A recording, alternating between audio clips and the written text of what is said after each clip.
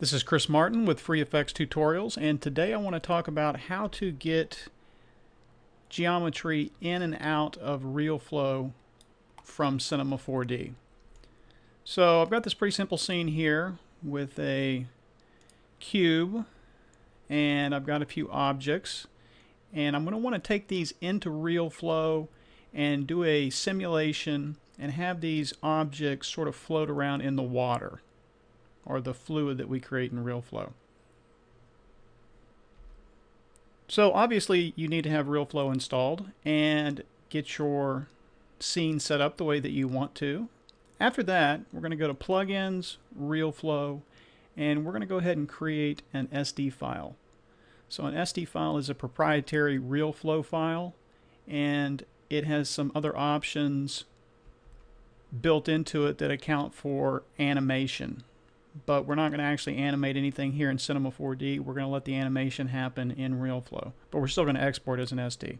So, Realflow SD exporter. We get this little dialog. And we say where we're going to want the path. And I want this to go right here. Click on Save. We'll replace it. I'm going to add all of my objects. And I'm going to click on Export. That simple. Now I'm going to come over to Realflow. Now I went ahead and set this up, the file system already, because I'm doing this tutorial and I didn't want to have you guys see me try to fit this into the dimensions of the tutorial recording. So if you are starting from scratch, you can do File New. You're going to get a dialog like this. You need to give it a project name, a location, and then it will create all of the files needed for the Realflow simulation. But we've already got it set up. So I'm going to go to Import, Object, and I'm going to go to the place where my Realflow SD file resides, which is right here. I'm going to double click that. And we can see that we have our geometry. Now this says warning, object logo contains 6 degenerated faces that will be ignored. Set a higher scale. I'm going to ignore that for now. I think this is going to work out just fine. So the interface works basically like most 3D apps. I'm using Alt and moving around right here with my left mouse button.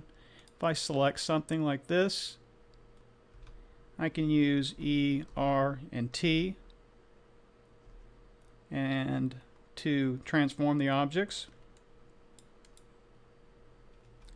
What I want to do right now though is I want to select my logo, platonic, and the sphere and come over to the node and make these inactive right now. So I don't want these to have any bearing on what's fixing to happen, because I'm going to fill this box up with fluid. And I just don't want them getting in the way. So, now before I do that, I'm going to come up here and drop in some daemons. So I want a kill volume. I want some gravity.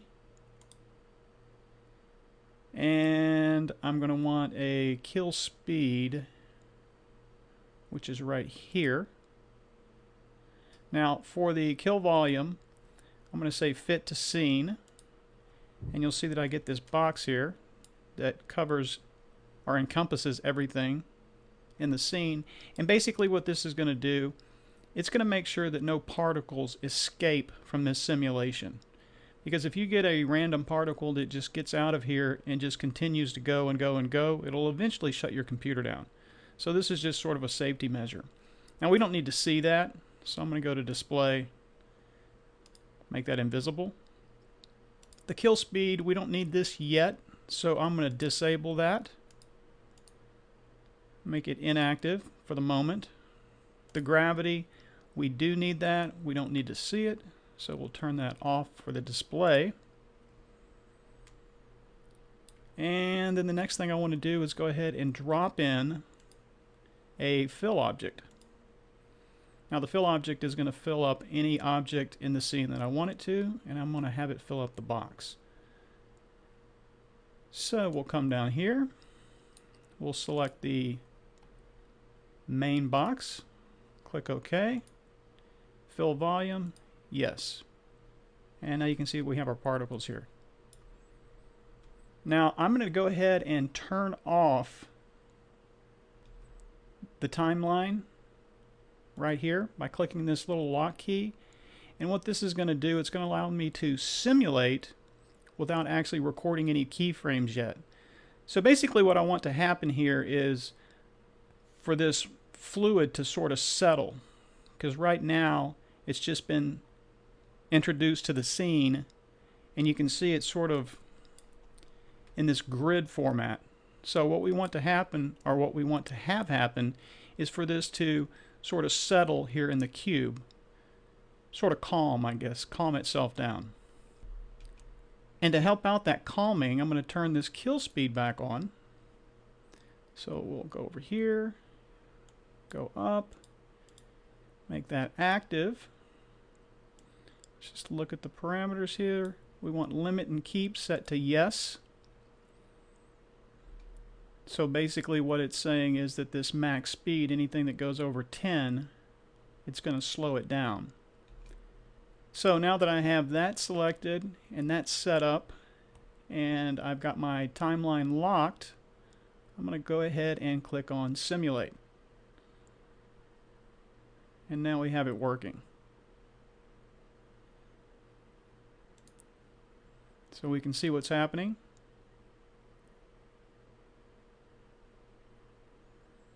Now, this is going to take a little while. I'm going to let it simulate for a bit. I'm going to go ahead and pause the video, and when it's calmed down quite a bit, we will continue. Okay, so we're back and the fluid is pretty much settled. So I'm going to click on the Simulate button to stop.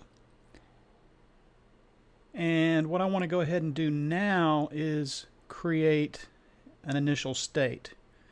So right now if we hit reset, all of these particles would go back to the grid-like state that they were in when we first introduced them into the scene.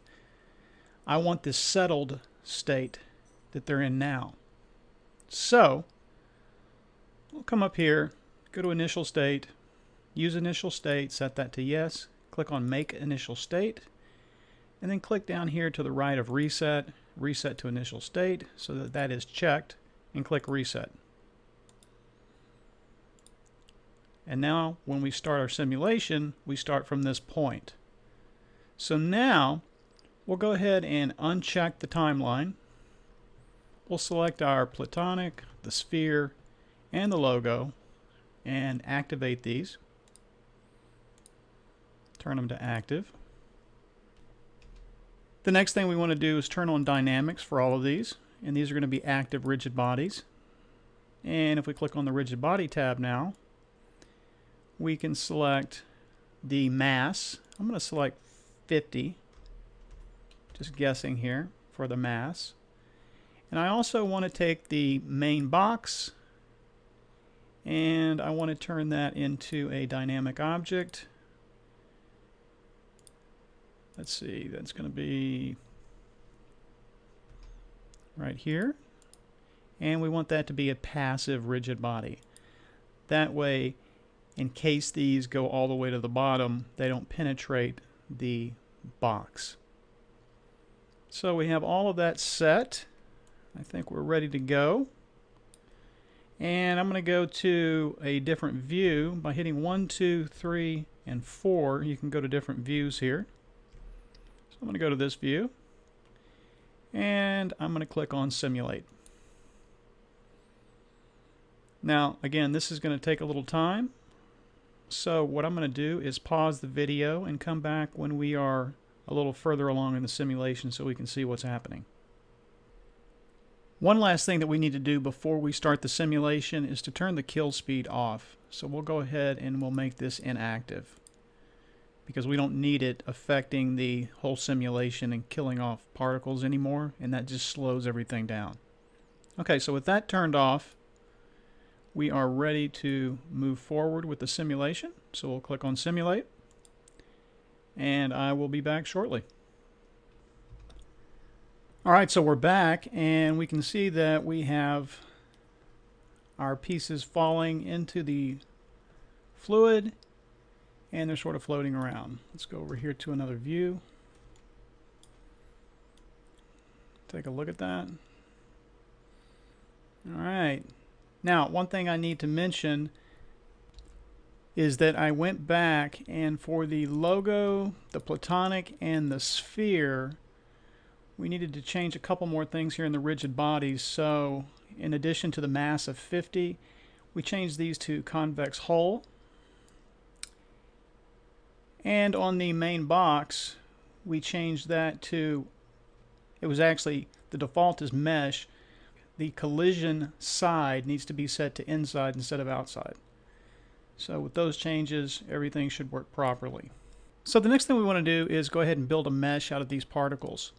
So let's go ahead and select the fill object, and we'll come up here to the meshes, and we want to choose the render kit particle mesh, and that's going to drop that in and make the fill object a child of the render kit mesh. So now if we right click on here, we can say build, and you can see down here it's meshing, and we have a mesh here for our fluids. Now we can come up here and we can take a look at a few different smoothing options so that we can take a look at this in several different ways. But that's basically what our fluid is going to look like. Now, in another tutorial or a later tutorial, we'll get into some of the more nuances of playing around with this particle mesh by changing all these parameters and changing the parameters that we see over here. But for this tutorial, I just want to kind of show you how to get the stuff in and out of Realflow.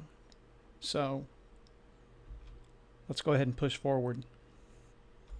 So once you are happy with the mesh that you have, you just go back to the beginning of your timeline, and with the particle mesh selected, you click on Build Meshes.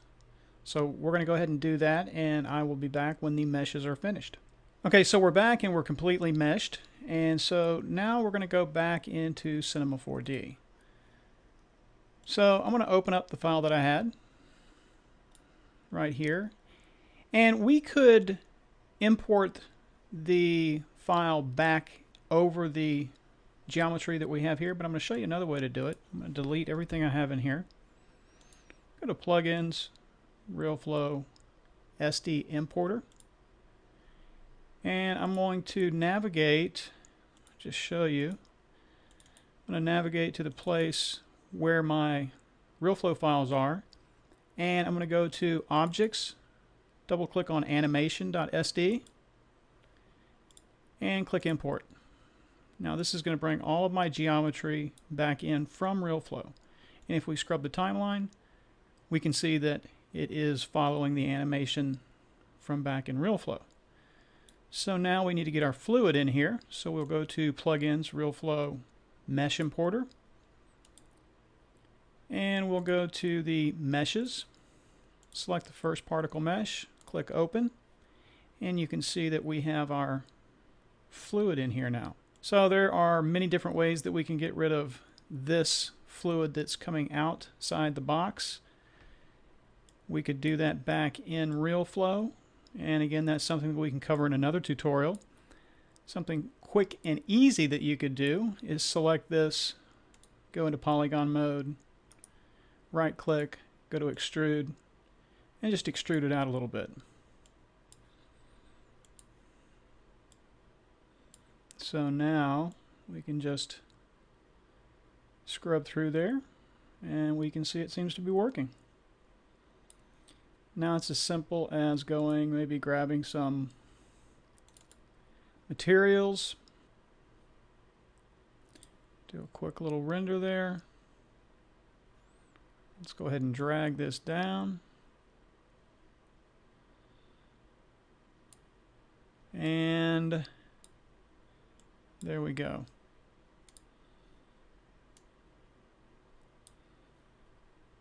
All right.